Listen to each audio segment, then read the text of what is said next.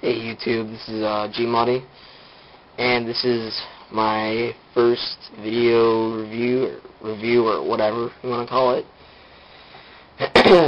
And I'm doing it on Call of Duty World at War.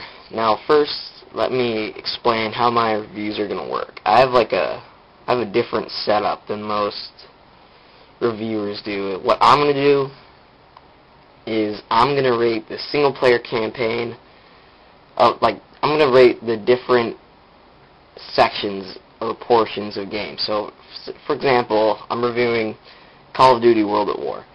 So I'm going to review the single-player campaign, the Nazi zombie mode, the co-op, and the multiplayer. So I'm just going to review all that, and I'm just going to kind of average the scores together. Not really, but I'm going to kind of give an estimation. So, yeah, that's how my reviews are going to work from now on. Whenever I do a review, I'm going to rate the separate portions of a game. So, enough with that. Let's get started with this review, Call of Duty World at War. So, when this game was, announced back in, March or whatever, a lot of people had different mixed reactions, I guess you could say, because some thought it looked great. Others didn't like the fact that it was being made by Treyarch. Others just didn't like the fact that it was in World War II.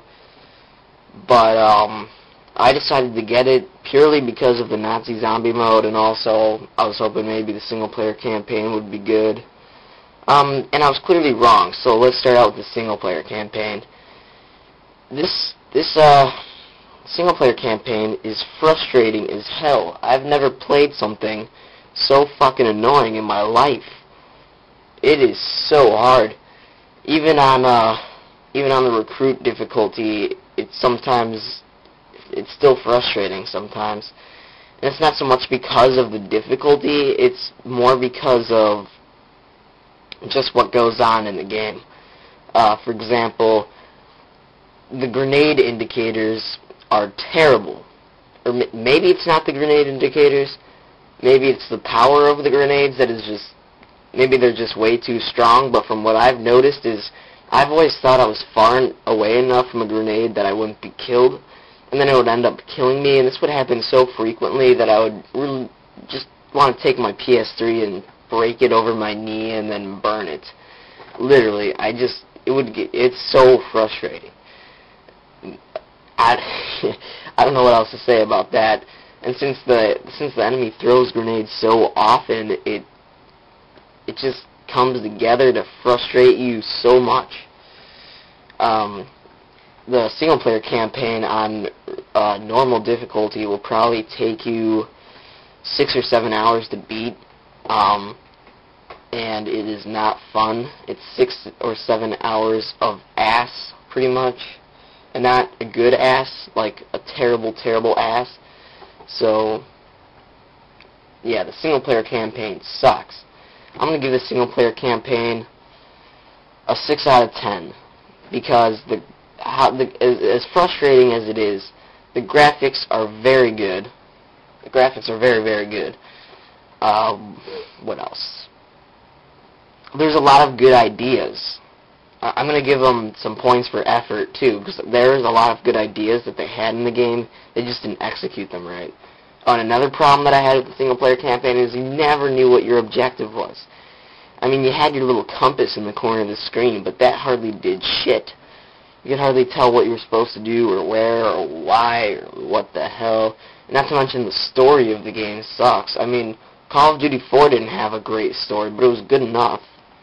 And this is just, terrible voice acting, stupid-ass story that I don't give a shit about. So, yeah, I'm giving it a 6 out of 10. Let's move on to co-op. They had a lot of great ideas for co-op. They said, we could do competitive co-op, which is where all 4 players in co-op, or 2 or 3 or whatever, they compete for a high score. Now, I love this idea. This is an awesome idea. When I heard that idea, I was like, holy shit, that's a great idea. But it's not a whole lot of fun when the single-player campaign sucks. I suppose you could have some fun on it if you're playing with your friends, or if you're playing with, I don't know. But if you're playing with someone that you can have fun with in almost any game, and I guess you can have some fun with it, but with most missions, it's just annoying as hell. So I'm going to give the co-op a 7.5 out of 10 because they had a great idea, but ultimately it's just not that great because the single-player campaign sucks.